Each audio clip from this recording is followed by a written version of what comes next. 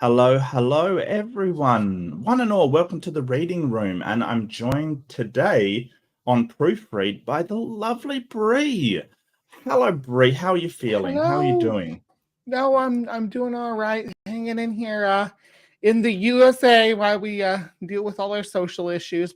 Good to get a break of Oh, that and talk about some science.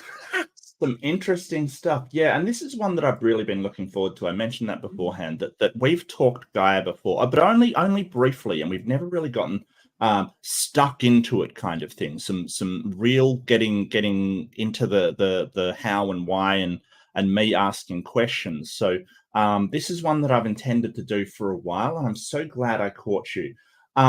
And I was also saying beforehand, I love your show. I might grab a link too while I'm at it. So you do a number of small shows that are really watchable stuff encapsulated in their segments. You do a creation watch where you look at the weird and wacky world of creationism. You do your cryptids thing, which is personally my favorite, which I love the man bat and the things like that, just so funny. And you do a little bit of what's that, cryptic corner, and you do Yeah. some science things as well. Yeah. Mm-hmm. Yeah, Yeah, but so let's wrap it up with that science segment. The science yeah. segment kind of shifts around. I'll do some paleontology or some ecology. Mhm. I do insects or arthropod sections and things like that. So it depends on what's going on in the news and what's topical and what I want to teach people about. But Yeah. yeah, before that, I'll debunk some cryptozoology or some people claiming they have psychic powers, and then I'll roll into some creationism. Look at some bad arguments, in my opinion. It's not always about creation, though. It's just about the things that spiral out from these notions that there's Mm. the Judeo-Christian God out there, and or Yeah. not even just the Judeo-Christian God. I recently just did a video on Hindu gods, and the one I just did it less than an hour ago. So Yeah. yeah, it's Yeah. always some fun topics. The Vedic gods kind of thing. Is that what you're Yep, talking about? Vedic Yeah. Yeah. science is what they call it. It's just like creation science. Oh. It's called Vedic science. Oh. Oh, yeah. No, that's not a thing. That's not a thing, ladies and gentlemen. Yeah, so and today we're talking Gaia and the Gaia hypothesis, and this was a new one to me. That all life is interconnected, all life is sort of part of one organic being, one organic thing. And I had a lot of questions for you. Like, first off, where did you sort of come across this hypothesis? Where was it first? Sort of, when did it occur to you, or did you come across this idea? I had a course that I took, and one of the lecturers talked about the Daisy world. It was a statistics course, but it made it fun because they Mhm. talked about the Gaia hypothesis uh, with the Daisy world. Is an Okay. ecology model, and it made me want to do my thing Mhm. on studying the insect decline and really looking into that. So it really did spin off from the. I mean, me doing the whole channel kind of spun off from that because I spent a Okay. lot of time talking about the insect decline on my channel too, and how Mm. these ecological balances are held by different organisms together in a network, where if one piece falls out, it changes. It can change the entire environment. It's what we call keystone species and things like that. Mhm. But that really does interweave with kind of the work I do as an activist Mm. and a conservationist. I do it weaves in with any time that I cover. I don't have any credentials to cover climate science, but I do like to have uh, people that talk about climate science Yeah. in my channel. Anybody who wants to promote good science is always welcome. I have guests on sometimes too that talk about that. I do a segment on my show called the Gaia Talk. It's actually kind of a tongue-in-cheek to Otangelo Grasso's Got the God Talk. So yeah, I'll just quickly touch on Daisy World, and I've just sort of looked up a sort of basic definition. You can extrapolate it on this, of course, if you do want to.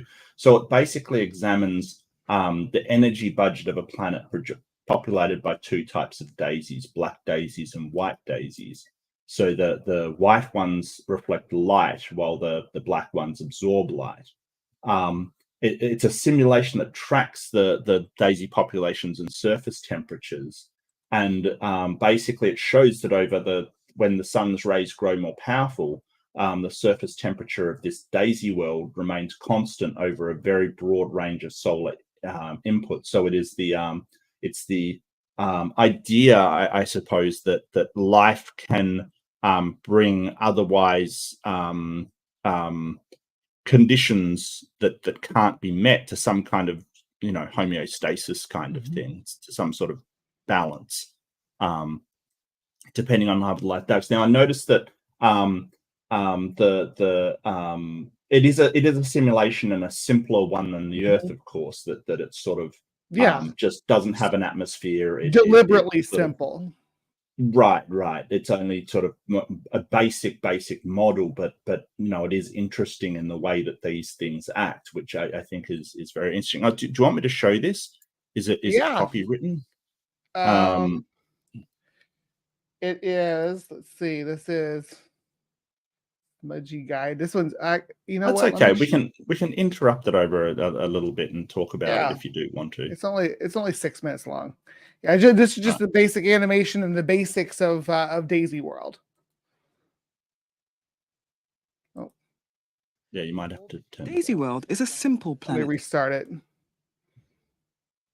Smudgy Guide. So we'll promote the channel. Thank you for doing this animation. Daisy World is a simple planet. Like the Earth, it orbits a star, which, like our sun, is getting progressively hotter with age.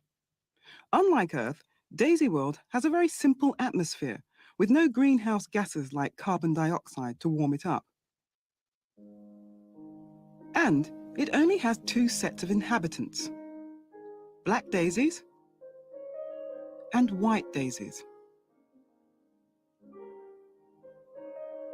The black daisies absorb incoming solar radiation, so they warm up. And as they warm up, they radiate heat. And they specifically simplify this so that there's only two variables, but they'll talk about later on that you can add in other variables independently and create a network of characteristics within the ecosystem that is required or needed to retain that, and ones that are inconsequential as well. Yeah, and I think I have to point out, I think that's a mistake. I don't think the sun is getting hotter they said like our sun, it's getting hotter. I don't think that's the case. Our sun's not getting hotter?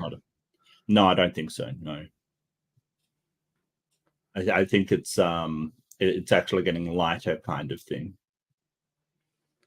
I know it goes through cycles. I don't.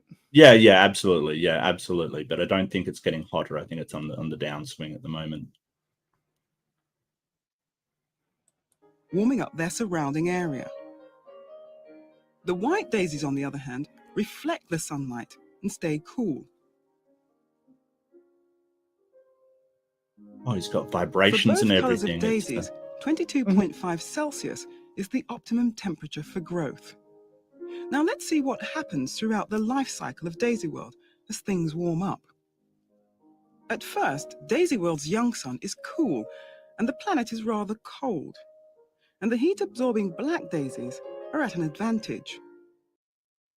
The black daisies proliferate and slowly spread out from the warmer equatorial regions until they cover most of Daisy World, turning it black.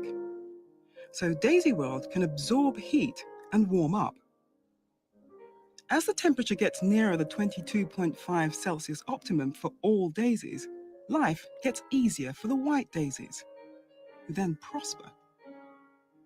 At first, they grow best at the warm equator, Then they slowly move out, finding a niche alongside the black daisies. But in areas of high solar radiation, the white daisies do best, as they cool their environment. Okay. Whereas in areas of... So it also is talking about geological diversity. So the Yeah. way that animals and plants diversify over the planet, you know. So yeah, interesting. Yeah.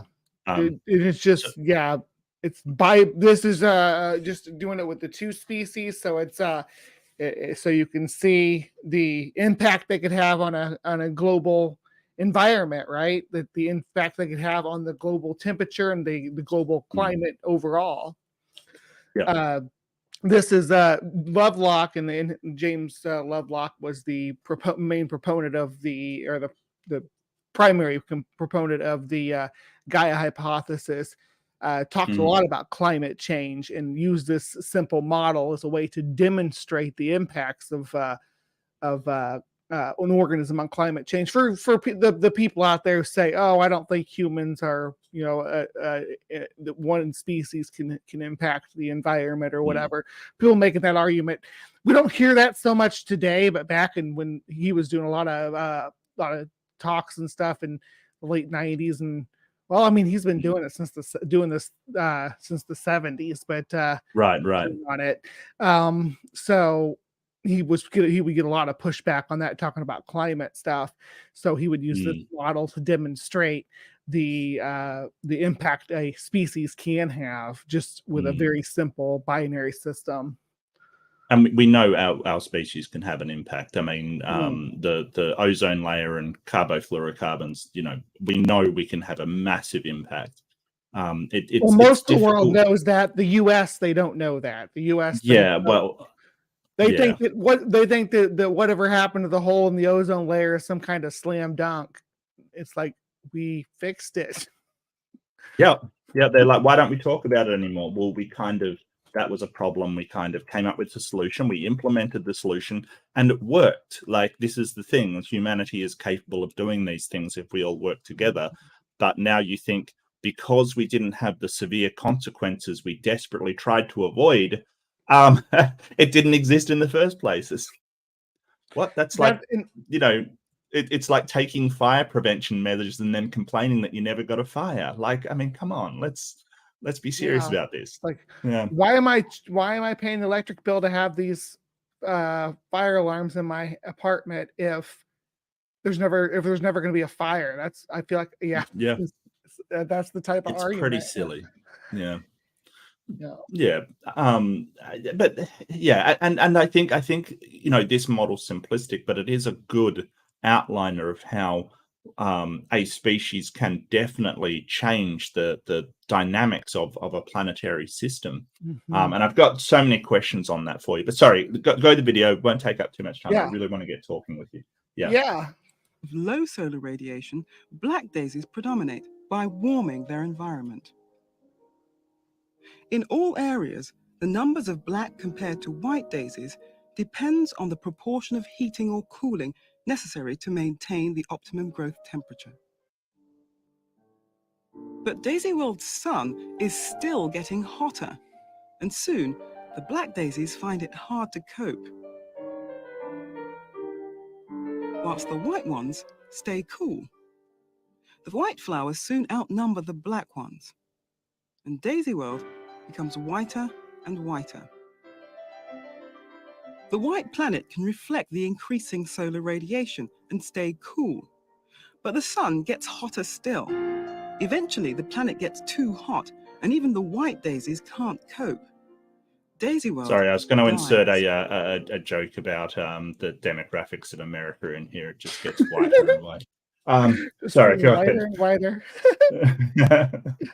So go ahead. 22.5 Celsius is the optimum growth temperature for both black and white daisies.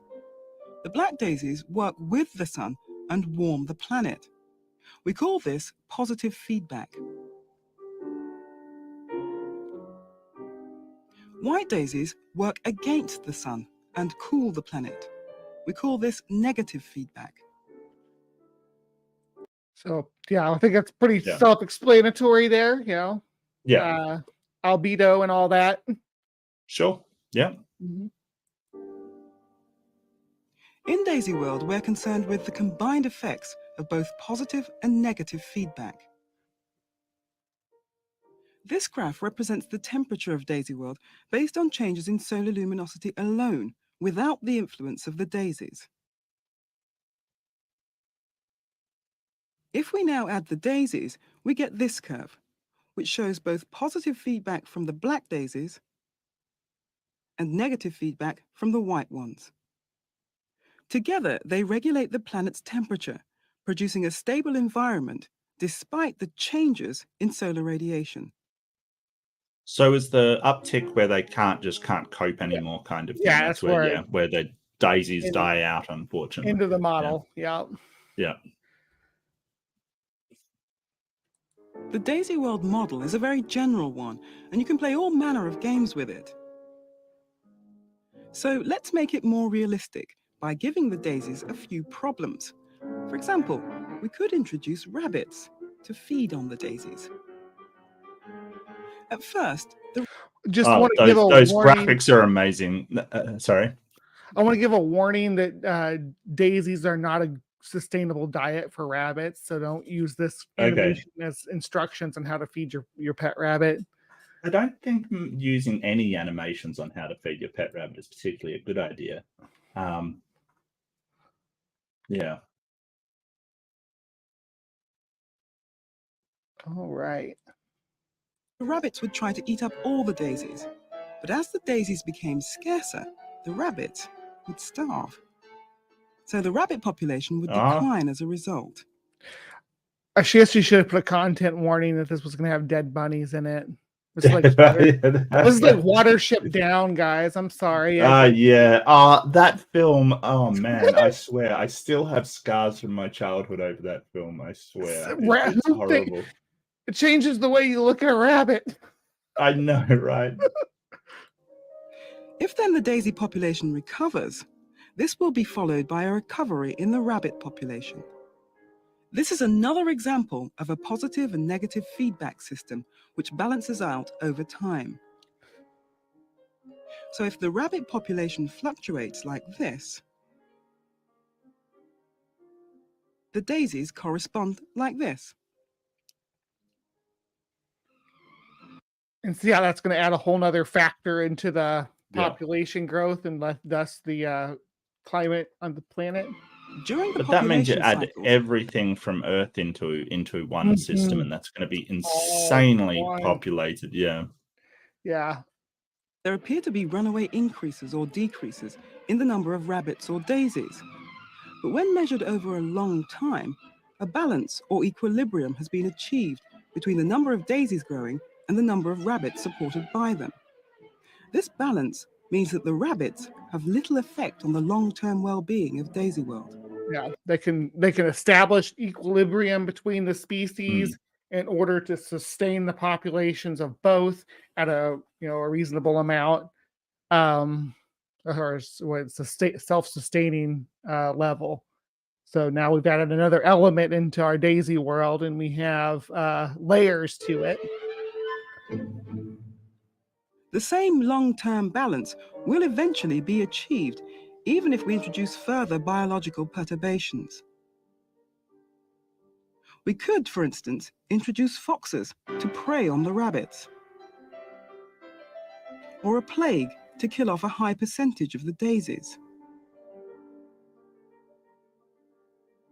or competition between daisies of different colors. Competition between daisies of different colors. Now we can insert more layers to the way that they're reflecting light, so it's not so cut and dry. If we were looking at the planetary model, it wouldn't look so black and white anymore with all these different ranges of colors. Or whatever perturbations we may care to invent. The effect of feedback is a zone of quite remarkable planetary temperature stability in the face of quite massive changes in solar radiation. As the output of the sun varies, So the black and white daisies simply respond to changing conditions. But in doing so, they regulate the temperature. The process is entirely automatic. It's just an emergent property of the system. What is that fox doing? Oh, there's a bunny there. He's the same color as the background, though. Uh, That's it. That's where it ends. All right. Yep. So that's basically what we're talking about. We're talking about the animals on a planet. It's a georegulation of that planet, and that and more importantly, how those ones interact with one another. Now, as far as I know, Gaia hypothesis goes beyond sort of that they're just interacting with each other, and that's a form of communication as such. That's all one massive organism. Well, it's as a composite organism or a superorganism. It's different organisms within the system itself using the stasis, the balance that we've got things in right now to signal things to each other in order to interact, like how we as frugivores respond to signals of ripe fruit, for instance, because our ancestry, our eyes developed from looking through the foliage for something ripe, and the fruit wanting us to dispense their seeds, you know. Well, and I say wanting us, it's the evolution, it's natural selection and the evolutionary drivers. We eat the things that look red. We respond to red so well. It's used in day-to-day life. I think I used this on the last time we talked about this. It's part of the conversation. Our natural response to the color red is why we use like red and stoplights and things like that, because it catches your attention, whereas green is sort of blending in our daisy world is not black and white. It's green. It really is, because green's the color that's absorbing the best wavelengths of light for plants to grow. And some of the earliest life that we know about was feeding on sunlight. So that's the root of it is comes from the organism's response to absorbing energy. And once the energy's in the system and the system starts to diversify into different species, they're still all linked together to that same system of energy consumption that started the whole thing, right? They're all part of the same interwoven system of organisms that have developed to transfer that energy from one to another, either via sharing it or like voluntarily, or through predation, or whatever source of energy you feed on, right? It passes it and feeds it up through the system. So it's all self-regulating, because if one group starts to take too much of the energy, and then and it impacts the whole ecosystem, right? There's what they call a trophic cascade, where entire species, entire ecosystems can die off this way. Okay, I'm sorry. I keep rambling. Yeah, but usually sort of mechanisms, like what you're describing as a mechanism for distribution of energy, and usually that kind of system that is a mechanism for distribution would work together. But what we see is sort of animals working against one another. It is competitive, that what you're describing. So predation, especially so. I mean, it's incredibly competitive. So I wouldn't sort of say that that's a mechanism for distributing energy, because the mechanism, its driver is competition and not symbiosis. Go ahead. I'm sorry. No, go ahead. Sorry. No, go ahead. Go ahead. Okay, so for the individual organisms, it's not so much. Not for them, they're part of the bigger system. So yeah, on an individual basis between species, it may seem like competition, but for think about it like your gut flora, right?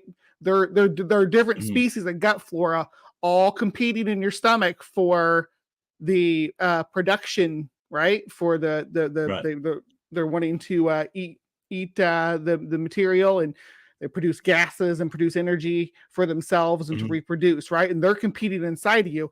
Your body doesn't care that there's interspecific competition going on in your system. It's still sustaining the system, right? It's still working in your favor. Well, I think it does care, because if you sort of get overridden with bacteria that isn't good for the system, you might have to take some probiotics or stuff like that to encourage the right bacteria to be in the system. So right, that's a trophic cascade that I was talking about. That's where something's introduced to the system that makes it collapse.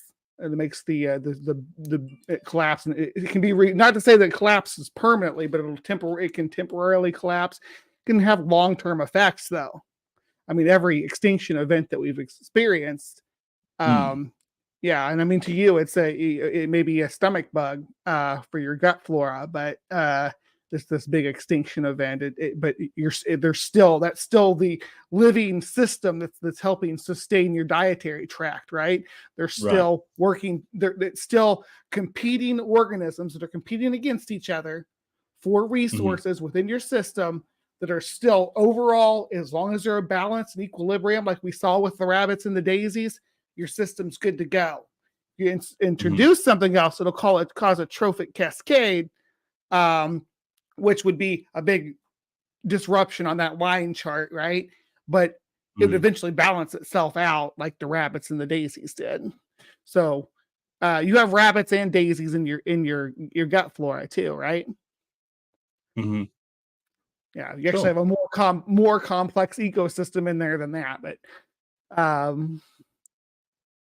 well, but that bacteria I wouldn't see as part of me.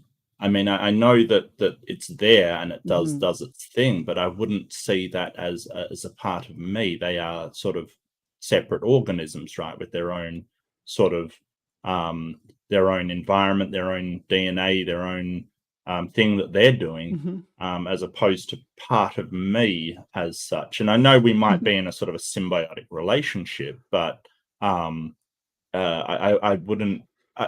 I would hesitate to call that as a part. I mean, yeah, you could say because they are internal to me. I'm just wondering how this translates to the entirety of the world, kind of thing, the biosphere. I suppose we're talking about the biosphere, aren't we? That's really what we're talking about, is the biosphere. Yeah. So that's one environment with fierce competition. And as you said, okay, that's okay. They're still working together. But how does this translate to a mechanism for sort of distribution of energy? Well, because most of it's just physics, right? Well, here's the thing, because when you're talking about the guts, flora kind of thing, the stomach flora, or the sort of bio landscape there, it's not like I really want there to be a transfer, or that's really a mechanism for transferring energy to those. I eat stuff and they basically take part of that energy. I would hesitate to call it a mechanism for it. I think it's more a symbiotic relationship between organisms. It can be a life or death symbiotic relationship depending on the species. I mean, we talked about you talk about your like koalas, for instance, that right. Who are Yeah. disgusting. Yes, that's disgusting. No, let's not. What do they call it? A fecal pap. Pap. Yeah, pap is what they call it, but that's disgusting. But yeah, no, I get what you're saying. I get what you're saying, but yeah, I don't know how it falls under mechanisms, sort of. So when you sort of talk about I've got a mechanism for converting nutrients and oxygen into energy, kind of thing, then that's really what I'm talking about. There's a mechanism there, and yeah, it may involve another set of organism, like the mitochondrial DNA kind of thing, the mitochondria that break this down. But there is the mechanism there for doing so. That's what its sort of main purpose is. Whereas It's the like gut flora, that the origin of the cell, right? The enslaved bacterium. mm, Yeah. right. But the main purpose of the gut flora isn't to regulate your sort of stomach Internal ecology. system. Yeah. Right. They find a balance within that ecology. They do have an impact on Right. it, though. Oh no, I'm certainly Yeah. not arguing that. I'm sort of arguing that an organism really, I have trouble thinking of Gaia as an organism because the main purpose of those systems are not to regulate the planet. It's kind of a happy byproduct kind of thing that they do that. But I think when it comes to an organism, we're Well, really looking at the purpose. primary Oh, purpose. so Well, purpose yeah, is I should probably a should funny avoid that word. word. Function is It's probably a better word. I mean, just a function, yeah, or I don't know, Yeah. mechanism. Yeah, that would work as well. Yes. Yeah. Yeah, because it's there is the temptation to try to, when you're talking about as a super organism, try to identify it Anthropomorphize it. as an Yeah. because Yeah. especially when it's something that involves animals that are included in that. Animals are kind of the odd Yeah. man out. That's why I use the representative of the gut flora, because there's kind of a diverse ecology inside each of us. But in the outer world, there's networks of we've talked about the mycelial network before, Mhm. and the connection with the trees and how everything can self-regulate and send nutrients where they need to be, and uh, allow for dieback where they want to get more grass to pull in sunlight or something along those lines, just for example. And I mean, we could roll that back to the Daisy World model, but the Daisy World model, and one important thing that we didn't see in there would be the utilization of the energy. They just talked about optimal growing temperature, right? They didn't talk about how Right. much energy Right. they were absorbing from the sun and how they were passing that into the soil, and that there's a network of roots that would interconnect the different species together and things like that, and pass that energy through to like fungus. Mm. But because there's only just two organisms, right? But when we talk about the impacts of this energy system from the sun in our own biome, there's a lot more to it than just Oh, reflecting or sure. absorbing light. Sure. Yeah, because Well, I've got it's no converted. problem. I've got no problem with the idea of these mega floras and the plant Mhm. systems and fungi systems that you're sort of talking about. Really, what I where I sort of balk at the jump is sort of, we don't see how animals, like you're sort of talking about mycelial networks, which are definitely Mhm. physical and empirical systems of distributing not only nutrients but information and all of this other stuff that you're talking. I've got no problem with that. The problem comes that you're sort of saying that humans and other animals and plants and all plants are part of that network, and I'm failing to see, like I can't see Well, you can. empirical. Well, I guess you aren't completely, as long as it's visible to somebody, you aren't, or visible to some organism, you aren't completely removing a house plant from the network, because it still has the way that it reflects light into the environment as part of its signaling process to other organisms within the system, right?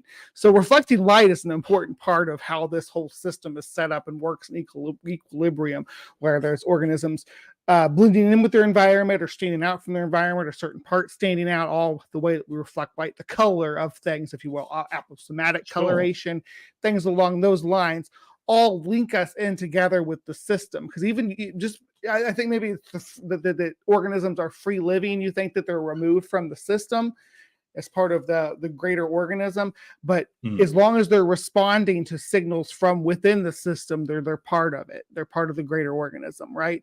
They're reading signals from the organism and interacting with the organism in response to those signals. So you're locked into the system. You're plugged into the matrix. As long as you're using your senses to take in the environment around you. Whether it's pheromones released into the air that's causing you to react to smell. I smell fresh strawberries. Pick some strawberries, or rot or something. Yeah, or rotten something. stuff, and I avoid it.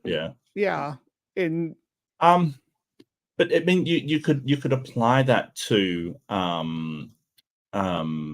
non-alive things as well. I mean, like we brought up traffic lights earlier. I mean, I see signals and respond to traffic lights. It doesn't mean I'm a part of that network in anything but a metaphor.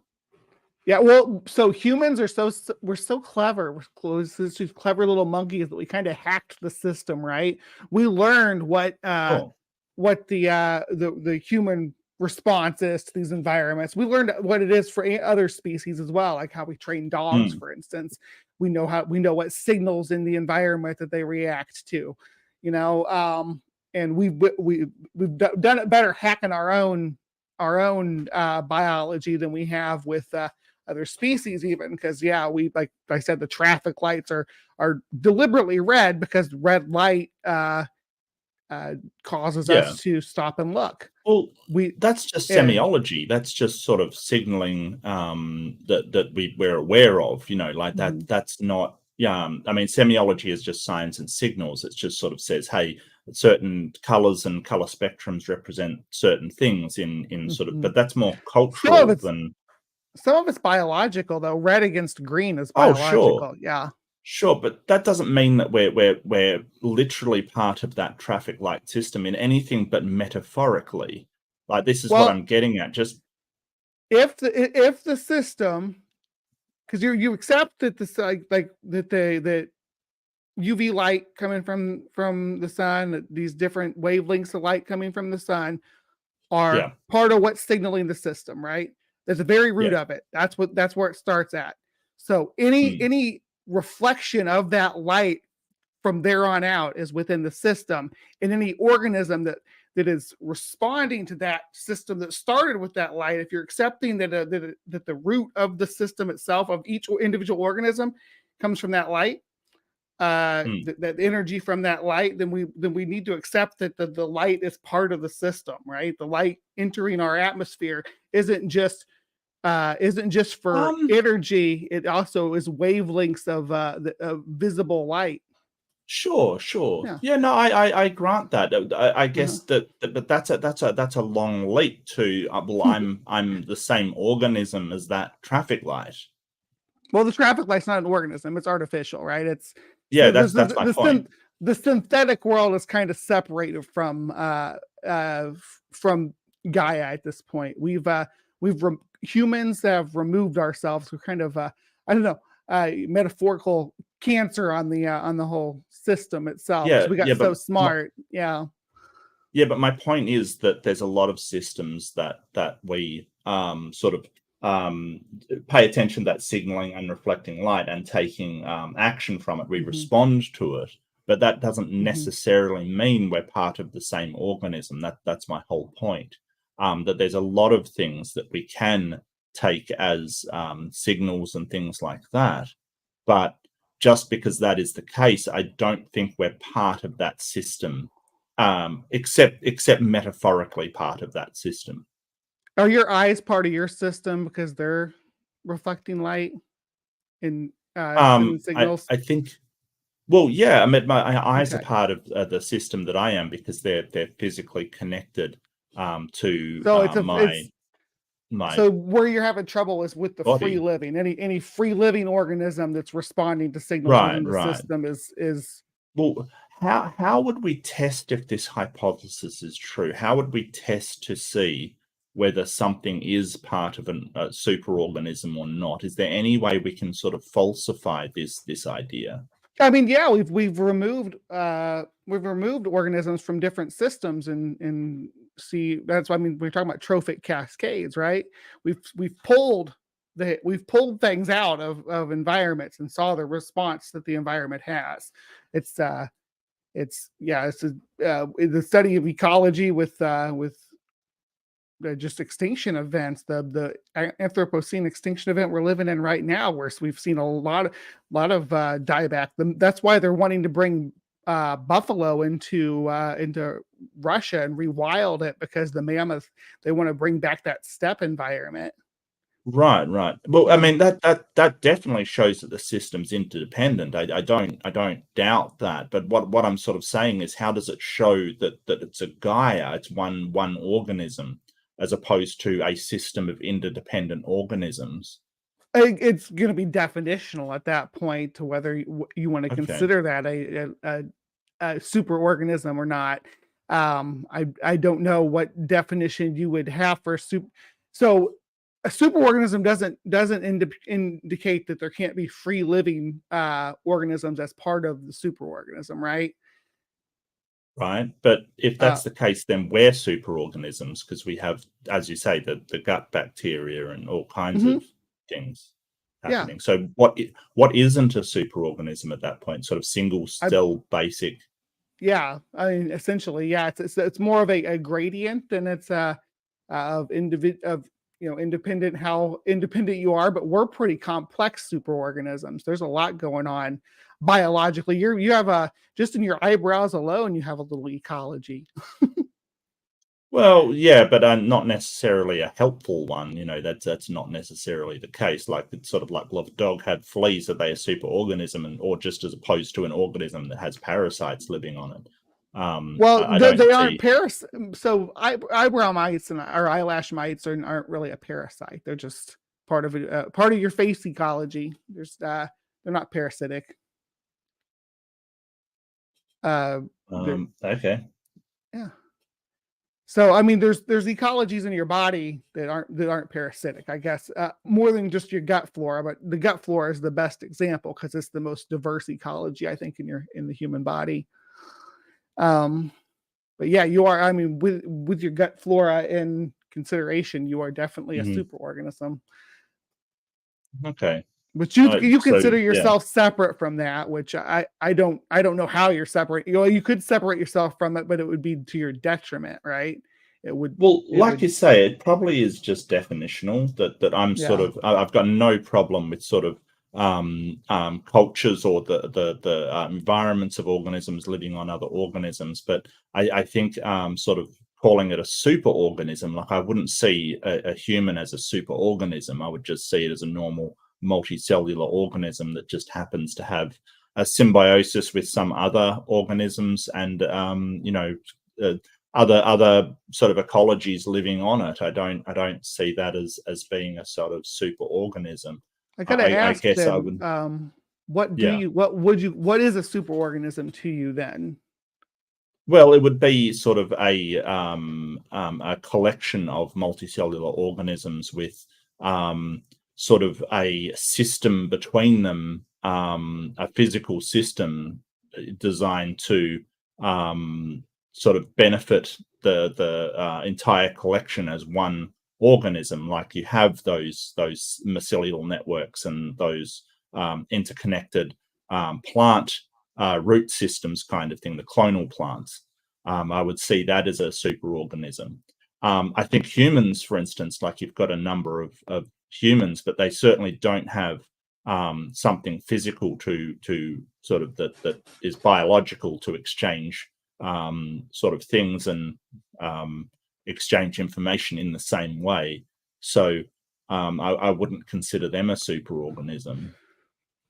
I guess I'm trying to understand where you draw the distinction. Like, let's talk about like lichen, for example. The it's plants and That's symbiotic, yes. So that's yeah, is yeah, algae and fungus is the and symbiotic relationship there could there. be bacteria involved in there too, depending on Yeah, what type depending of on it, but lichen is. the main thrust Yeah, is that the can fungus secretes acid to break down the rock, and the algae photosynthesizes this is the to sort of, sunlight for energy. yeah, Yeah, use the yeah. sunlight for energy.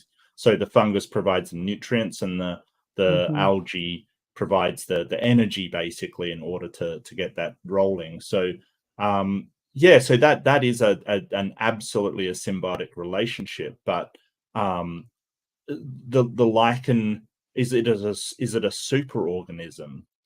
I'm not entirely sure. I mean, there's colonies of lichen, but as far as I know, they're not sort of one connected organism. I'm not 100% sure on that one, to be honest with you. So, like, in your mind, does a superorganism have to be all the same species, or I don't. Yeah, I would imagine so. I think there would have to be a sort of at least a stable genetic similarity between them, or some kind of um, um, now lichens, they do swap back and forth some DNA and stuff. I mean, there's insertions. There's actually, we found insertions from plants and animals from being symbiotic. Now, white flies actually have plant DNA in them. And then there's things like the leaf sheep. I don't know if you've seen those, but they're adorable little snails that photosynthesize from eating algae as well. So that is that a superorganism maybe that I don't involves two know. different I don't know. species? I'm not familiar with them, to be honest with you. Oh, they're adorable. I don't think I'd technically sort of um I mean, it would have to be synergistically interactive, like your lichen, absolutely. Would that be a superorgan? Maybe, yeah. I guess so. If they are sort of sharing, but sort of the cells of the lichen are sort of, they share with their partner, but I'm not sure they share across the entire sort of colony kind of thing. I'm Yeah, not there's just 100% sections sure where about they that. share, right? Same thing with Right, like right. mycelia and plants. On a larger scale, like the mycelium mushrooms, they share with the trees. They tap into their roots and they're Mm. interconnected, and they all benefit from it. They pass nutrients, and it's all interconnected. Is that a superorganism? I mean, they're Sorry, what was sharing. that? Sorry? I do There's apologize. there No, that's all right. They're sharing. So when mycelial uh, Yeah. when the mycelium taps into the plant roots, right? They're sharing Yeah. nutrients. Mhm. They're sharing energy, Yes. and they're actually sending signals, Mhm. electrical impulse signals that are communicating some type. We don't know exactly all the messages that they're communicating or how they interact, but there's messages being sent back and forth between different life forms within that network. Is that network Right. a superorganism at that point, or no?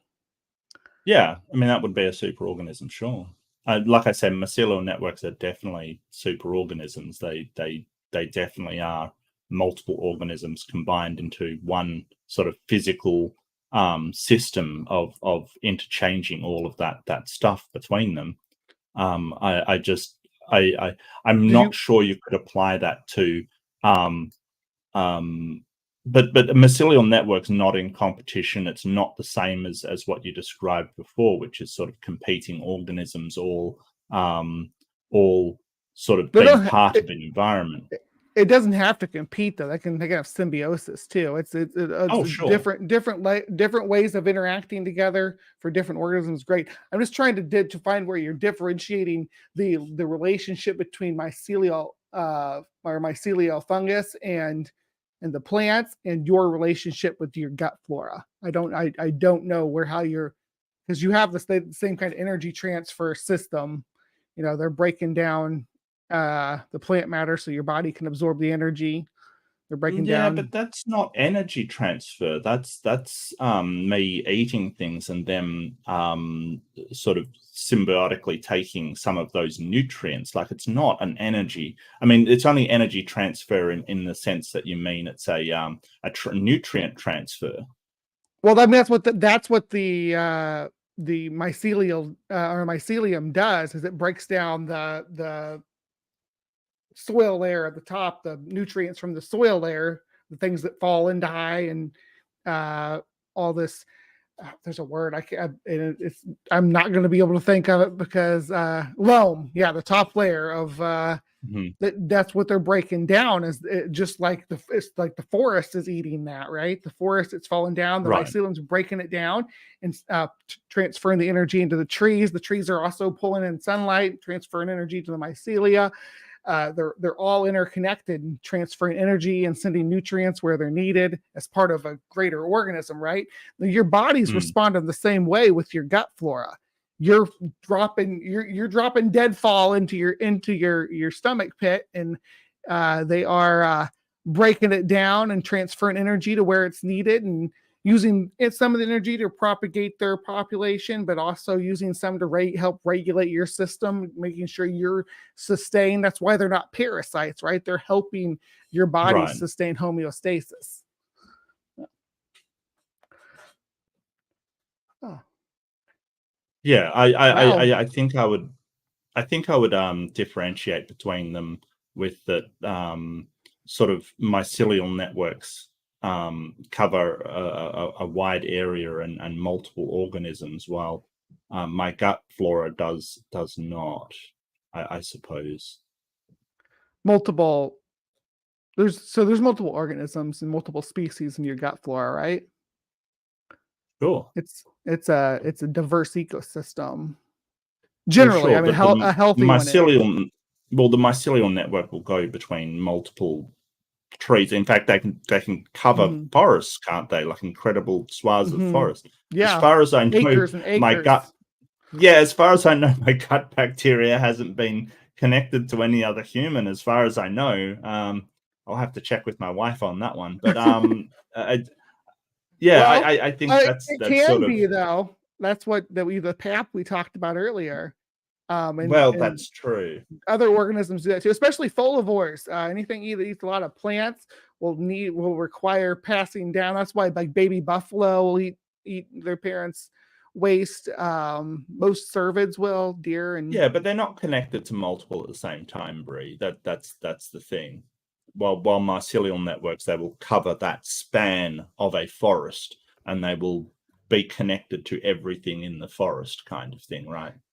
Yeah, I guess you're thinking of yourself as the tree, and I'm thinking of you as the forest, as an individual. I don't think we can do that. I don't think we can do that. I think that sort of when it comes to sort of organisms, you can't think of a human as a forest. A human's just one organism, one system. But if you're talking about a clonal forest. Well, I'm not talking about you, just you as what you think of as Mark. You're more than just that. These other organisms are part of you, right? You want to talk about the again, the gut flora and all that's part of you. That's part of your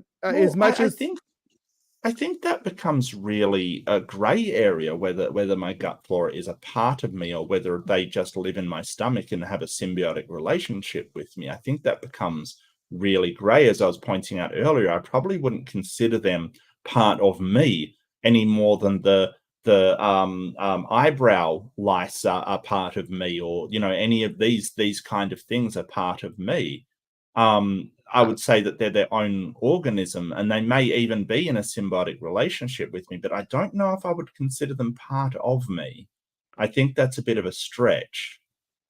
Well, just to think about if you removed them, if it would be detrimental to your health, and it'd be no different than removing, well, I shouldn't say no different, depending on what tissue that they remove from your body, that's yours. Actually, there's parts of your tissue that could be removed that would be less detrimental than removing these your gut flora, or just consider the entire ecosystem, right? If you strip that ecosystem away, as you're not sustained as just you're sustainable as this ecosystem, right? So if you're not sustainable as an individual, then you're part of it. But it is as a conglomerate of multiple organisms, you're sustainable, then you're a superorganism. Well, I would kind of really push back on that definition of a superorganism. Yeah, I really would have to.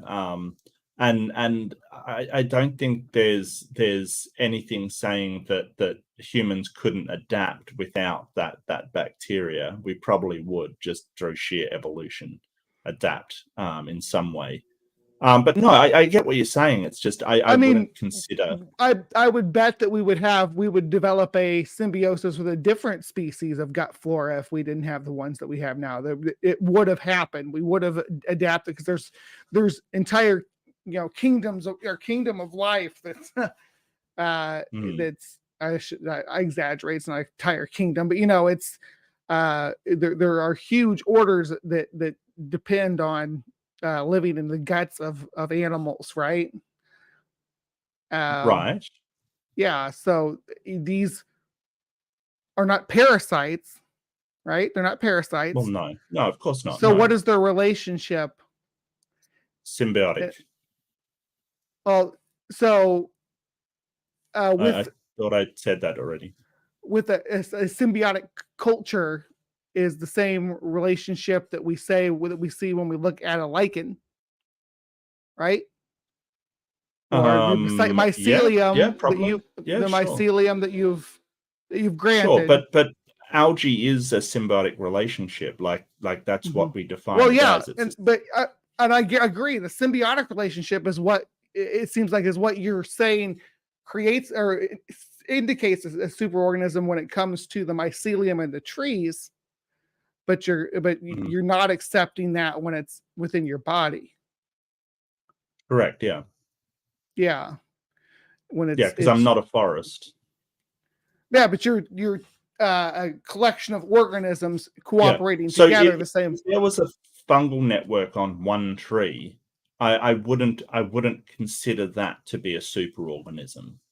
But you see, this thing where you're like, I'm the most important piece of this. You're just another what you think you are is just another organism that's part of a greater collection. Oh yeah, no, I'm aware that I'm sort of. So you're like, it has to be one tree. I'm a tree. I'm not just no. You're just one of the little bacteria that's all part of the superorganism that's working together to sustain itself. I think you're undervaluing trees here now. I think there's a lot of things on trees that are all working together for that tree to survive. So I think you're sort of not. I'm not overvaluing humans. You're undervaluing trees. And just because that tree has a lot of different organisms all on it, all an incredible ecosystem on that one tree, doesn't make it a superorganism, or that tree is a superorganism. If what you're saying is true, then it's like almost every organism is a superorganism, and Gaia itself is a superorganism. What then is an organism?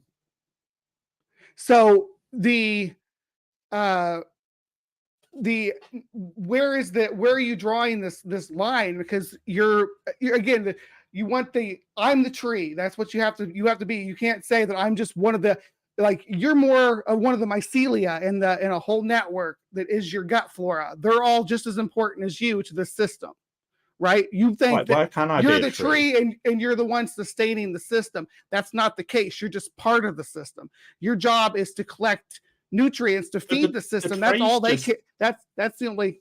Go ahead. The tree's just part of the system as well. It might have sort of moss on it. It might have other interactions with other things. Why is why does the tree not be the sustainer of life when it's providing the energy through photosynthesis? Why is it not? Then why isn't the tree a superorganism? The tree is a superorganism. Then what isn't a superorganism? Nothing's not a superorganism. We're all then it's a meaningless term. Then it's a meaningless term. If everything's a superorganism, why is it super? Then what's not a superorganism to you? You just have arbitrary definers between. No, I don't. A superorganism is if it's involves me, it's not a superorganism. But if it's out in nature, it is a superorganism. I don't see how you define the difference. I have a criteria. So an organism is just the things that we define as organisms. We've talked about them, ad nauseum at the moment. That's what I would define as an organism. But when you have a large physical connection that is transferring not only nutrients but also communication and sort of these other interactive things between them, that is when you get a superorganism. Right. Like you How and your gut flora. My gut flora communicate to me? You don't think your gut flora communicates when there's when you got a stomach bug? You don't think it reacts? No, You I don't think think that's just a it releases? consequence of the flora being out of balance. I don't think the flora's going, okay, I've got to send Mark a message. Like, No, let's. your gut flora absolutely sends responses out to your stomach to make you nauseous when it has not a healthy environment, when the environment goes bad, to make you nauseous, to make you purge that from your body. They do send you signals. Do you have anything on that? So, any papers on that? Because I've gotten sort of, as far as I knew, nausea associated with gut flora is when the ecosystem is out of balance. I didn't think it was some signal that it actually sent you. Well, what's happening then? How's your body know it's out of balance? It's not telling your Well, body it's out of because balance your stomach is upset because the because ecology is out of balance. right, and this ecology sending out signals to say we're out of balance so that your But body it's purges not. it. Hang on. Yeah. Back up. It's not the organism of the gut flora that's sending out signals, though. It's an imbalance in the system that you feel. They're part of the system. They're the gut flora is part of the system. So that So is I get that, but yeah. that's sort of saying, well, how do you know that there's a fire over in that neighborhood? Well, they didn't signal you and call you. You just saw the smoke. You saw the outcome. That doesn't mean that there is communication of that status going out. Do you think ecological imbalance is like a fire? It's usually not. It's usually No, it's just an analogy. A change in the balance. Well, you're talking about a fire. That'd be like if you ate something on fire, your gut flora would send out a signal that, hey, there's a fire here by sending out smoke. You're talking about something not part of the system. This is within the system. This is the imbalance within your gut flora, sending out, hey, there's an imbalance in here. The ecology's off in here, sending out that signal to your body. Well, no. I think it's just that your stomach, in order to function correctly and not feel nauseous, relies on these bacteria. So when they're out of balance, you just feel nauseous. Well, I don't think they send out a signal. There's no signal. Because but how does your body know that? How does your body know the ecology is out of balance? It's not like you have you're getting burnt. Don't run from it. Why? How does your body know? No. I just want to sort of say this. It's not like your sort of nerve endings that send a signal to say I'm in pain. You just feel nauseous because your ecology is out of balance. It's not like they're going, well, we've got a signal the forest, to tell it. Yeah, it's not. That's not how Gaia hypothesis works. It's not that they're all sentient talking to each other. It's a system. They're sending messages to each other. Your gut flora sends messages to you the same way that mycelia sends it to the rest of the plants and the other mycelia. Well, okay. So what was your question? Huh? What was your question that you said I was running from? Oh, about what separates why you think that when it's your gut flora connected to you, it doesn't count as a superorganism, I guess. Yeah, and I'm sort of explaining that that we know that mycelia actively signals one another over. And we know your gut flora actively signals you too. Well, right? I wouldn't mind a paper on it, because when you're saying active, you're sort of saying, hey, it passes a signal to me. Have you ever been sick to your stomach? Hang on a sec. As a physical sense, not as a consequence of my body feeling a disruption in the normal process of that thing. Well, if you let me finish, I'm sort of trying to explain this, and because you didn't ask me, you asked me how I define a superorganism, and I'm telling you.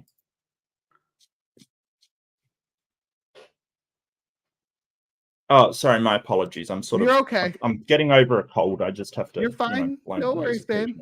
This is fine. Oh, stupid cold.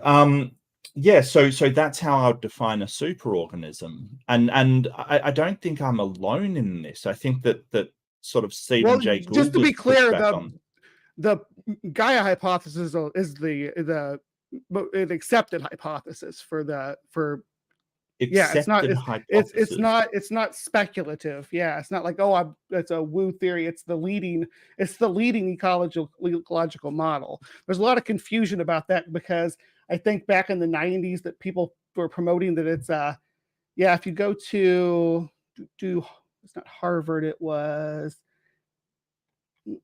Give me just a second. Oh, University of Michigan. Yeah. Okay. The model is widely supported in the original Gaia hypothesis. Yeah. So it's the most widely supported model. Yeah. Well, sure, but it's not a theory. It's not set in stone. Yeah. It's not sort of reached its Right. burden No. of proof to say that it's correct. And there's been a lot of pushback. To Well, it's quote, like, I think there's a lot of pushback from the most misquoted man in history, Stephen Jay Gould, on Gaia hypothesis. Richard Dawkins also pushed back on it pretty hard, as far as I understand it. So there's been a lot of controversy over this one. I don't think I'm sort of like bringing up 25 years ago, but since then we've come a long way since then. That's why it's not, you go out and look, and it's not like fringe stuff that's giving you papers on it. It's, it's Harvard, it's this is what here's Science Direct, Eon. So it's not fringe science. And that's like I was talking to you about what's his name, Jonathan Sarfati, when I was talking to him on Twitter, mocking young Earth creationists, mocking this Gaia hypothesis when it's the most widely accepted hypothesis for these ecological systems. It's like the theory of evolution for ecology. As far as I understand this one, it's sort of been very skeptically received by some areas of the biology community. So it really hasn't, though. That's just a mischaracterization from, like, again, 25 years ago or so, when Dawkins did his little breakdown of it. Yeah, I think that it hasn't. Maybe. I'm not sure that's different than what the evidence points to, though. I mean, you can think that it hasn't, but the evidence shows that it really has. Well, it's still sort of past my mind. How do we falsify this hypothesis? If everything's a superorganism and you're defining a superorganism, well, everything's part of one greater superorganism. That's what the model is. So how do we falsify this? It's a model. You do the modeling. And you Okay. run the model. So how do we run the model? How do we and run the model, model? Put in different variables. Yes. Right. If it didn't work, if we did the modeling and it didn't, and the organisms didn't interact to achieve homeostasis within the environment. But like you saw with the experiment that we did for the cartoon that we just watched, very simplified with the rabbit and the daisy, how they reach that level of equilibrium. That's the model, right? That's the model, that organisms are going to create a stable within the confines of the main source of energy, the sun. They're going to come to some kind of homeostasis within that world and work together, or in a balance with each other in order to sustain the environment, the ecosystem. That's the model. That's the Gaia hypothesis. We model that. We can actually see results of it. We can do localized studies on extinction events, like how removing this organism from the environment impacts the other creatures in the area. I did a video on a couple months back on some fish that changed their behavior due to rats eating bird eggs on an island. So there was not enough guano for them to sustain their gardens that they did. So they gardened these little ecosystems offshore, right? And the loss of bird eggs on these islands resulted in less guano, and so these ecosystems down below started suffering. It's wild how interconnected everything is, I swear.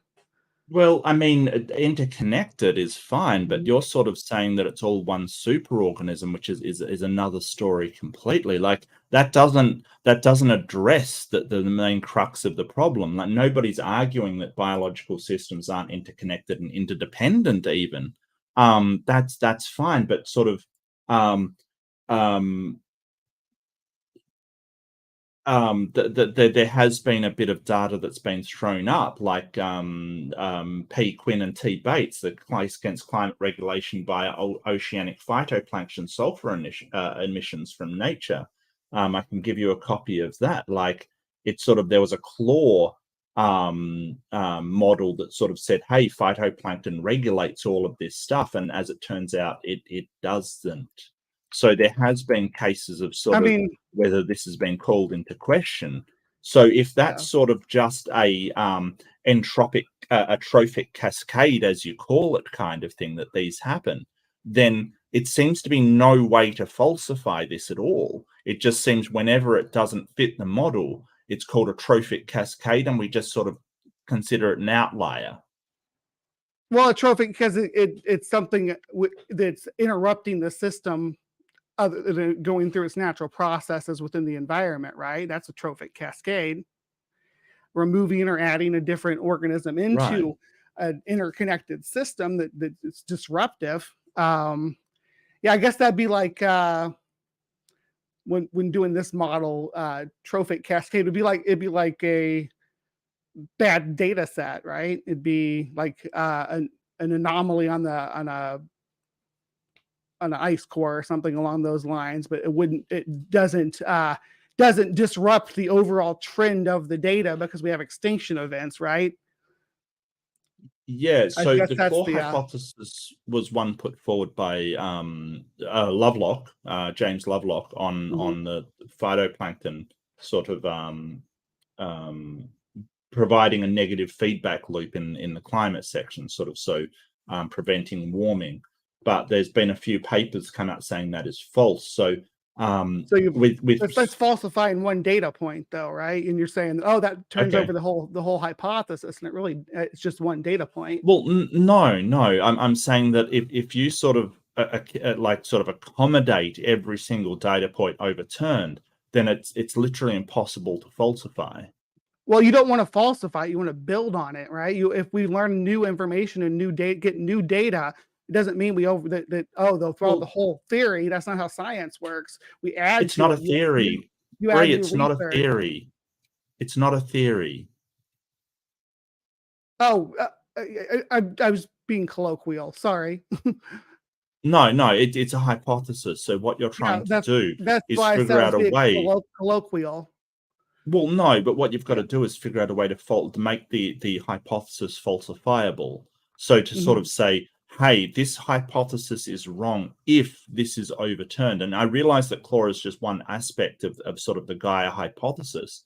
But if it's overturned, we can throw that part out the window.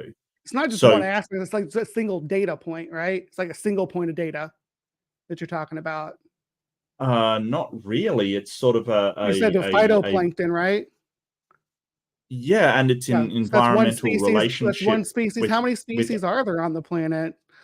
With ocean, well, there's many species of phytoplankton. Right, so just one species within a superorganism of millions, right? That's the Gaia hypothesis says that this should be happening. I don't know where you're going with this. It's like a missing link kind of argument, I guess. That if we don't find all the in between species or whatever, I don't know. It seems like there's like one species not matching up with what the expectation was for a model, right? One species in an overarching model for all biological organisms on the planet, having one species not match up with the expected data of somebody who initially proposed the hypothesis decades ago, having one of their proposed data points from decades ago overturned doesn't overturn any other data points that we've collected since then, or anything that any other data points that had been collected up to that point. It's just that one data point, right? Yeah, but the problem is that you can't seem to explain how we would falsify Gaia hypothesis except to say, hey, it's true. And that's my concern.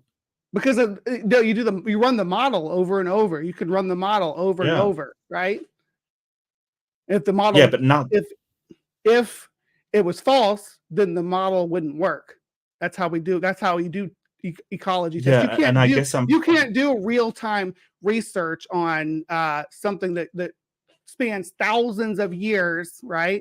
Changes that span thousands, hundreds of thousands, millions of years. We can't do real-time research in that. We have to look back through the geologic record and see how things interacted with their environment, right? We look back and we see. and what I'm saying is we applied the model to different places and it didn't work.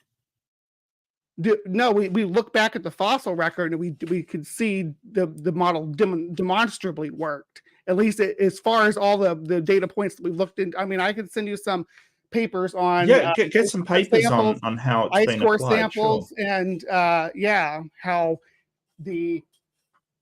I can send you let's see, some models where it shows how the Earth goes through these different cycles and how the organisms within respond to it. Yeah.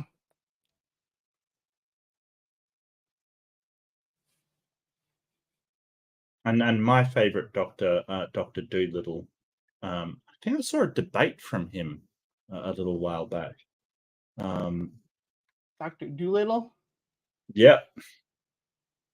He was very critical of it as well. Yeah, I don't know. I feel like if everything's a superorganism, it kind of detracts from the word superorganism, because then organisms don't exist. Like, there is no such thing as an organism. Everything's superorganisms, and then why are we using the word super? Because we're all interconnected. That's what when they use the word superorganism, that's basically what it means, is these organisms are connected with one another and they are sending well, I'm kind of things like that to each other. I'm kind of unconvinced. I really am unconvinced. I think that as a hypothesis, it's fascinating and but you're sort of talking like it's theory, and that is not the case. We know that it's not. When did I claim it was? I mean, I used the word theory when I was describing the scientific process, but I wasn't. Well, I said you're talking about it like it's theory, like everything is interconnected, is sort of a statement of fact, rather than hey, there's a hypothesis that says that everything is connected, but that hypothesis hasn't been demonstrated to be theory. Right, but the most of the detractors and things, if you look at when they published on it, they published decades ago, is the problem. And if you look at the more recent pieces on it, more recent papers around the topic, it's not like dismissed the way that Dawkins tries to make it sound. It's not as unaccepted in the community as Dawkins tries to make it sound. I don't know. I don't think that having Richard Dawkins dismiss it, or having Gould criticize the model is that's saying this person, instead of looking at the overall body of people working in the ecological field, you pick these two pop biologists that do interviews and are asked questions about it and put on the spot, right? But the people that actually work in the field and study the models are confident in them, and the research that they're doing, the papers that they're putting out, the climate models, and how this then why isn't it theory? Then why isn't it theory if this is the case? Well, it's I guess it's similar to the reason why like abiogenesis isn't theory, right? Because it's something that's a hypothesis that can't be. Yeah, I would never. Yes, and I would never sit here and say, hey, life did come from an abiogenic process. I would never sit there and say that. I would say, hey, the best hypothesis we have is that life came from like at the end of the day, I would say, I would disagree. I would say, no, we know that life did come from, we just don't know the mechanisms. That's true. I don't think that's true. That's a hypothesis. Right. I think that maybe it's a difference in the use of language. I think that we can be confident enough in a hypothesis to use language which indicates that it's true. Well, I think that sort of unless you have, do you have another model for abiogenesis? I'm interested to hear that. Sure, panspermia. Okay, but when you go panspermia, you still have to have at some point, it has to come from somewhere when it Sure. came from outside, it was stuff that would evolve on another planet, a meteor. You just Aliens. pushing it back one step. Okay, where'd the aliens could come say- from?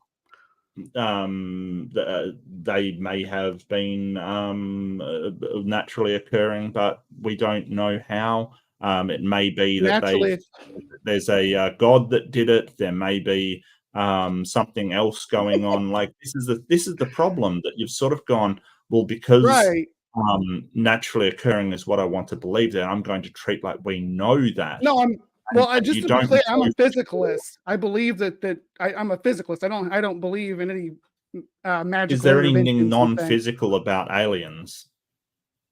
No, you're the one claiming you're claiming that they're not natural. You're No, saying that not. there's another option No, besides not. a bio. I never claimed that to be the case. You're claiming you know where it comes from, and I'm saying, hey, there's all these other options because we don't know There's for no sure. other. What other options are I'm that you can't? I'm pointing out the other options, Brie. I'm not Your saying other that I options believe is that. your other option came back to a bio too, to naturally, Not right? necessarily, no. Then Not how? Then necessarily. how? Name another mechanism. I can't think of another mechanism besides abiogenesis that would account for life. I mean, sort of magic, which I don't accept. I don't think magic is real. Interdimensional gestalt beings.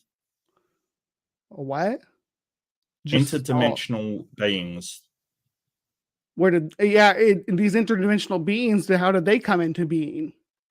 There's no time outside the universe. It does. That's sort of a nonsensical question. Yeah, if you have to go outside the universe, if it doesn't exist outside the universe, or Yeah, well, you asked for. So this is a false dichotomy, right? What you're setting up is a false dichotomy, just exactly the same way the creationists do. I'm sorry, Brie, I've got to call it. You're basically saying if it's not abiogenesis, then it has, like, if it's not something else, then it has to be abiogenesis, and that is not the case. There's a reason why we use the words hypothesis and we use the words theory. It's because a hypothesis has not yet been overcome its burden of proof. So it behooves us to withhold judgment until it has. And I certainly wouldn't rely on my own judgment to say, hey, I know where life came from. I would not do that because I am not an expert in the field. And even the experts aren't saying that. They're saying, hey, these are the models. No, I don't care if you're a physicalist. I really don't care. These are the best models we have for where they come from. Not even they're saying we know for a fact where life came from.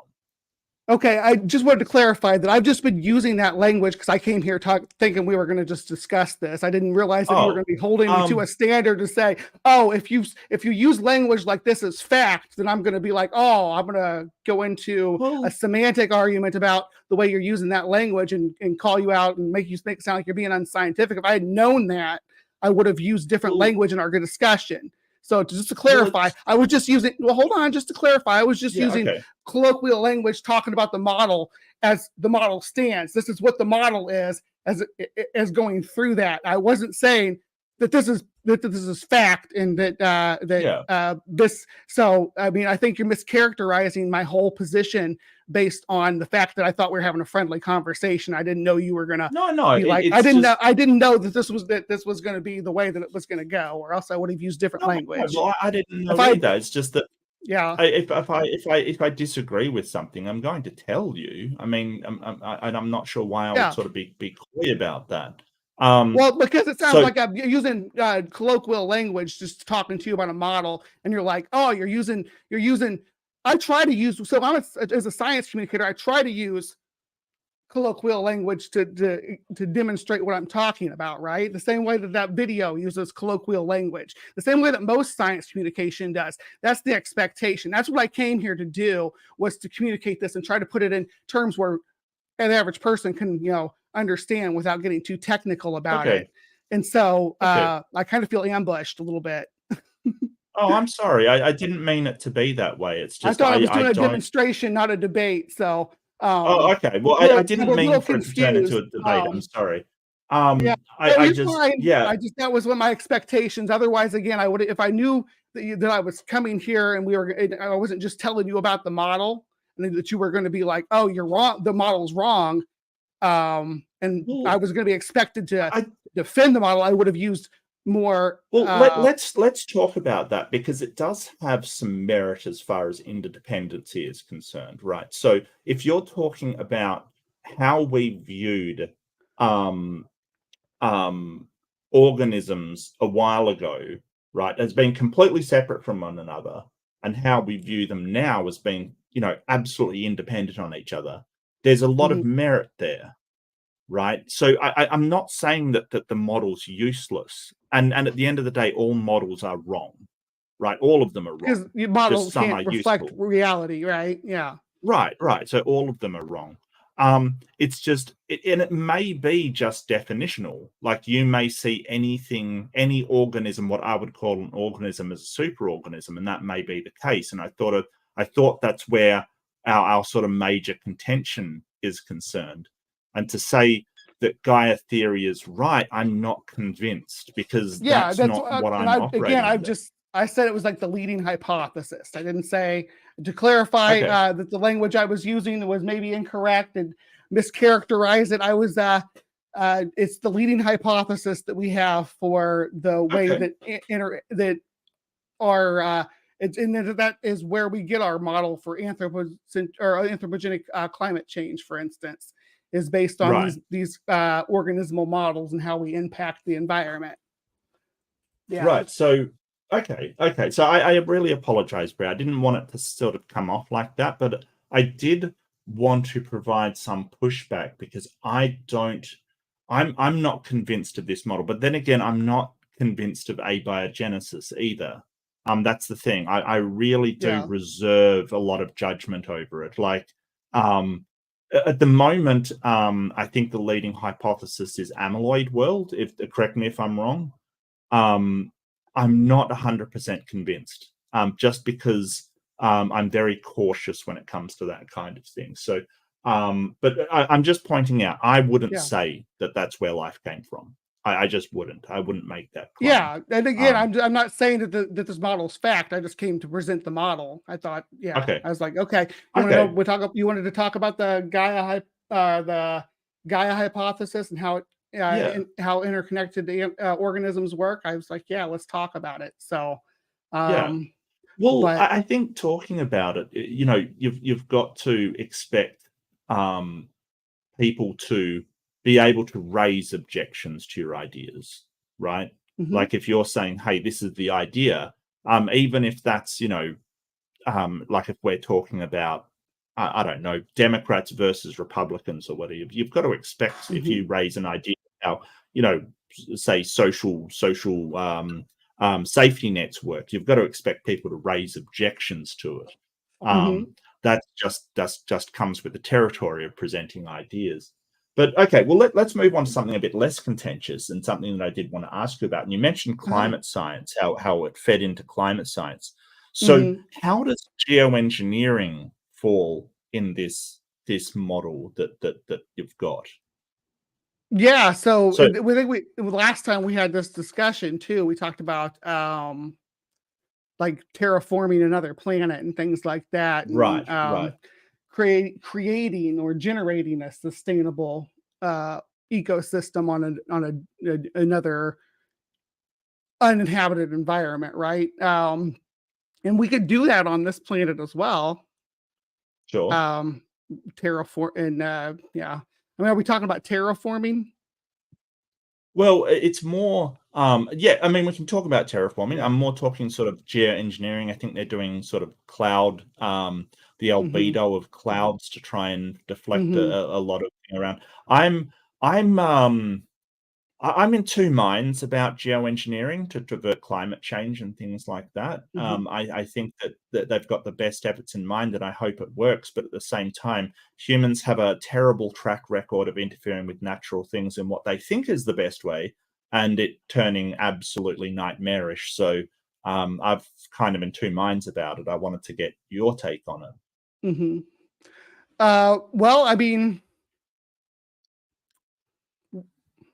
when it comes to any type of human intervention into the natural order of things, it doesn't ever seem like we can do like the right thing, right? Humans, anytime we try to stick our hands into the pot, we seem to get nature seems to lash back at us, right? Like we'll Right, try to right. like, bring like an organism in to control populations, for instance, and ends up with Cane toad. yeah, exactly. Yeah. And I don't see how we're not going to have those kind of hiccups along the way with things like geoengineering, with any kind, especially with Mm. any kind of weather control at all, where you're going to be Right, causing right. huge impacts like that over massive areas. I mean, the long-term effects, there'll be some modeling on that for instance, you know. Well, I You- was reading sort of, I think it was Bill Bryson. He was sort of talking about how somebody had proposed sort of um, doing some of this stuff. I think launching nukes to do something to Mhm. fix something, and it's like, well, is the one Earth we've got a really suitable test in place for unrestricted and unrestrained sort of, um, scientific experiments on?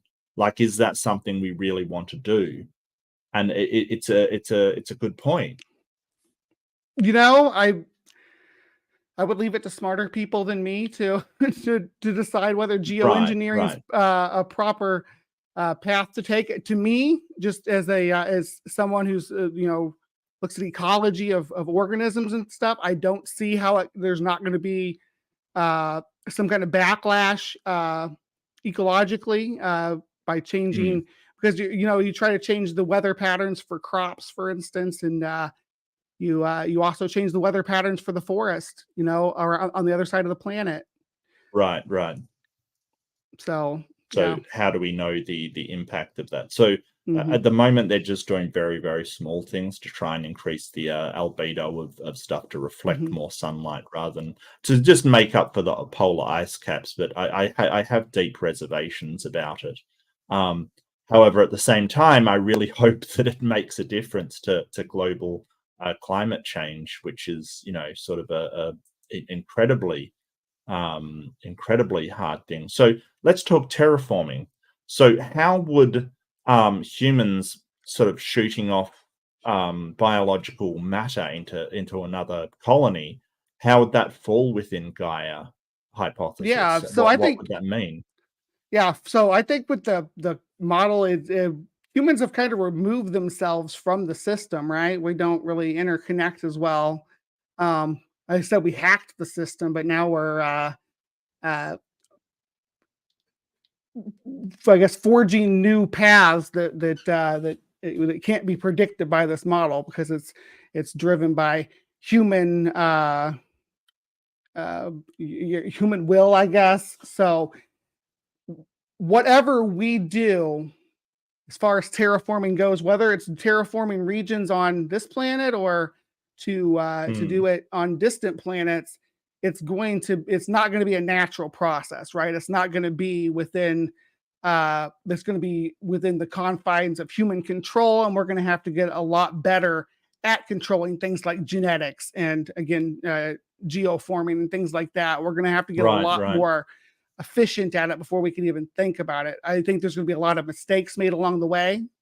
I think there's probably been a lot of mistakes made already that we don't even know about as Oh, far as absolutely. Yeah. working on these experiments.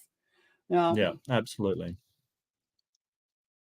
No, I totally get it. But it was interesting hearing from you, and I'm wondering, and you sort of say humans have hacked the system. Mhm. Um, I,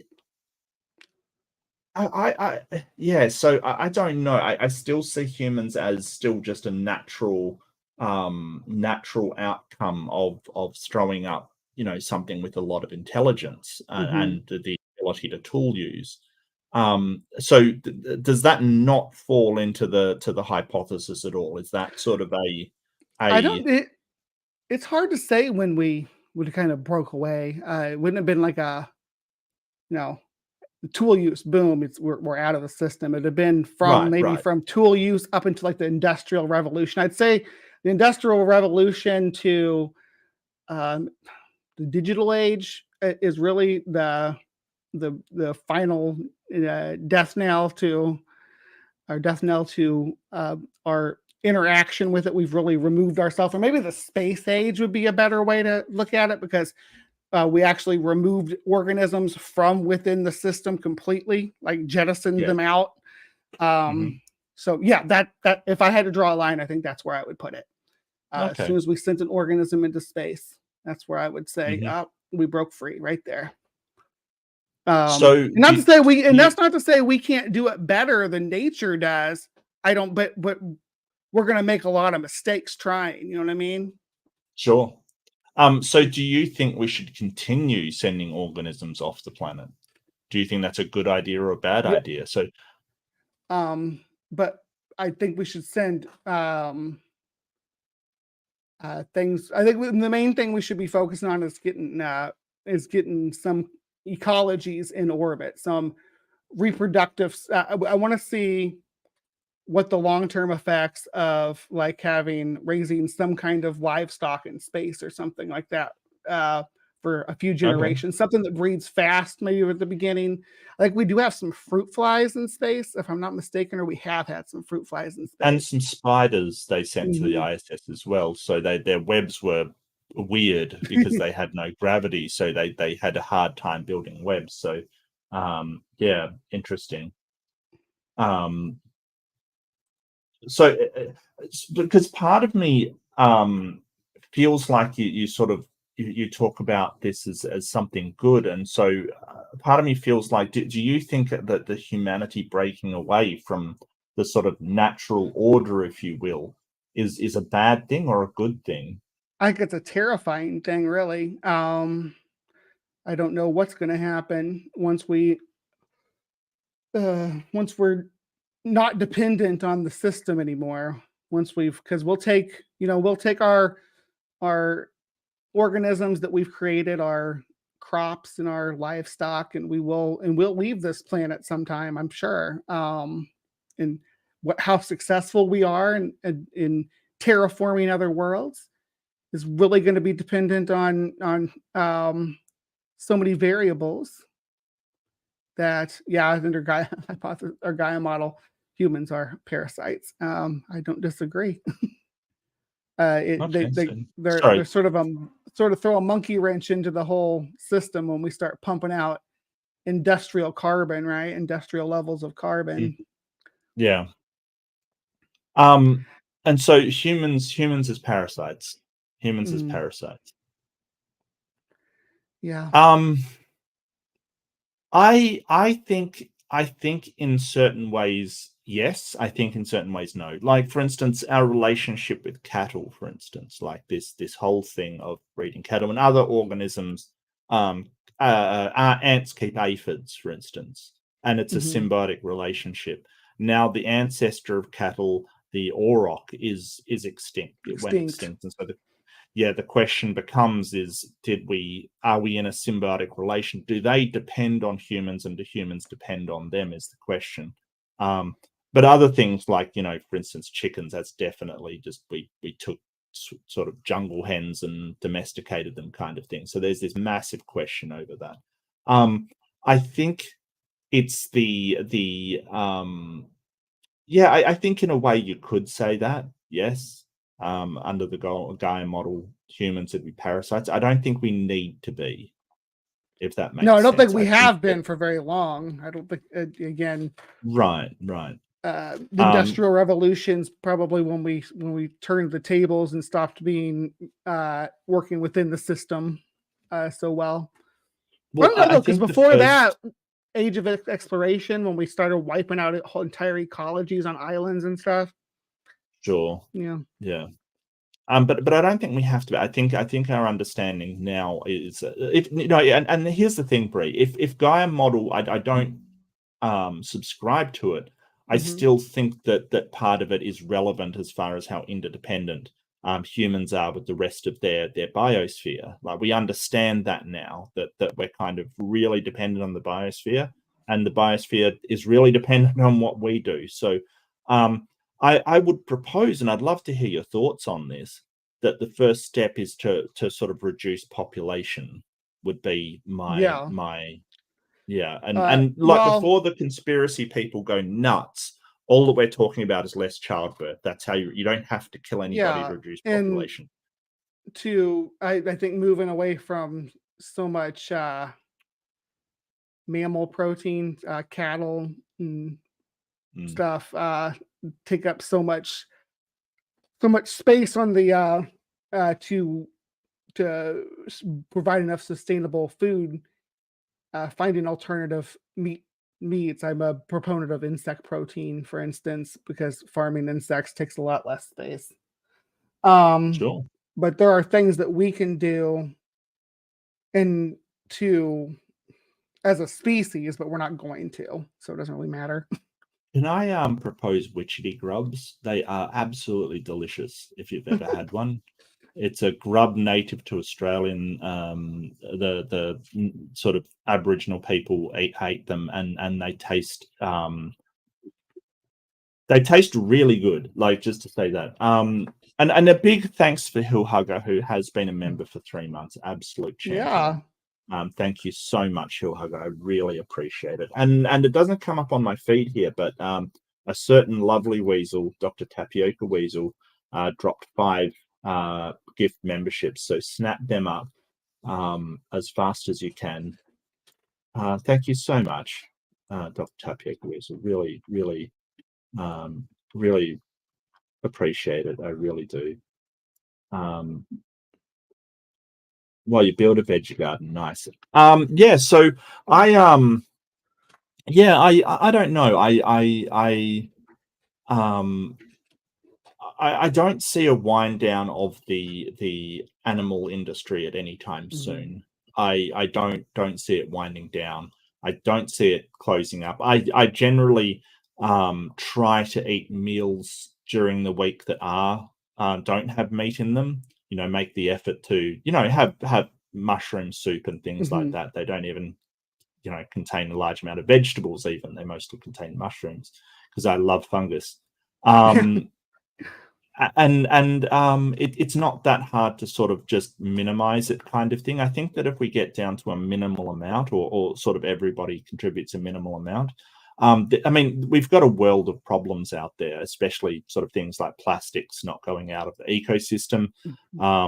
You know, I don't know how they fit into Gaia because they're kind of locked up resources that can't be Yeah. unlocked unless they're biodegradable. Of course, they can't be unlocked, which is horrible, just absolutely horrible. And I don't think recycling is doing there. So,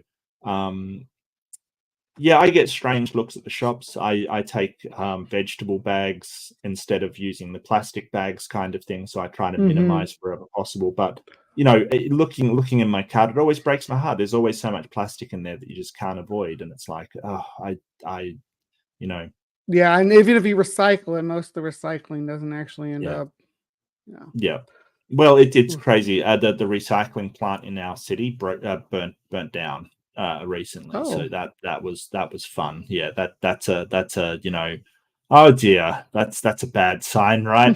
But you know, they're obviously rebuilding it, and the state government's doing all of Yeah. that. But yeah, it's a bad sign when your recycling plant burns to the ground. It's a bad sign. So Yeah. yeah, there's that. Is there Ugh. any other subjects you wanted to bring up? I think I'm through the stuff that I No. really wanted to push you on and challenge you on and stuff. And Yeah. I'm sorry you felt like that. It's just No, I was I didn't know I was just coming to do the presentation. I don't actually like yeah, this is say that I proofread. You will never come to just do a presentation without, oh, yeah. thank you, sweetie, Well, without me criticizing and picking it apart. Like, you've got to. I don't know if you knew what you were getting into, Bree. I'm always going to pick apart stuff. It's in my nature. yeah, I needed I should have used better language when I was explaining it, saying No, this that's okay. the theory points to, instead of saying, so this is what happens, right? But yeah, when I get into the mindset that I'm saying that I'm working within, I'm explaining the model from within the model. Right.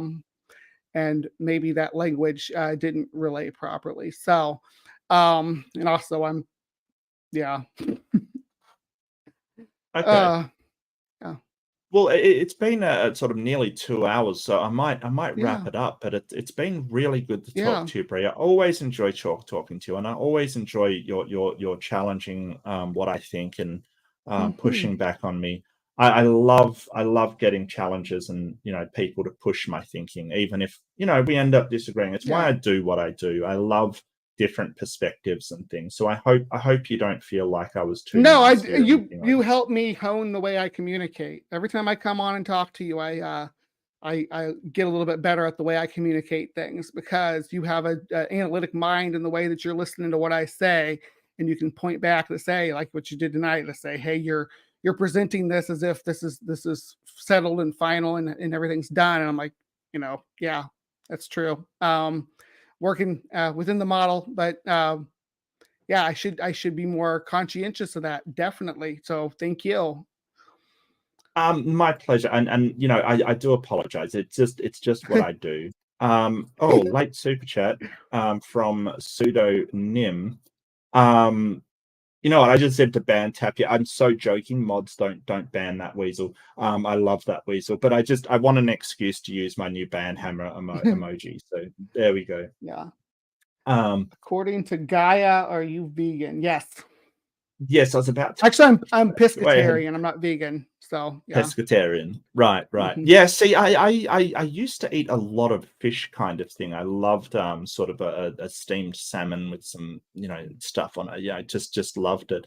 I've been trying to have more salads lately, although I haven't been able to cut out cheese or anything like that. And as I said, I've cut down on my meat intake during the week kind of thing. So I'm trying.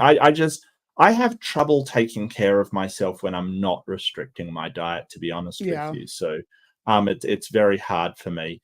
I think just to take over the question, I think somebody that is vegan is probably morally superior, but I don't consider it a moral necessity as such. But I would like to head more in that way, but I don't see it in the cards soon because a lot of my diet is based upon chicken, and I really like chicken.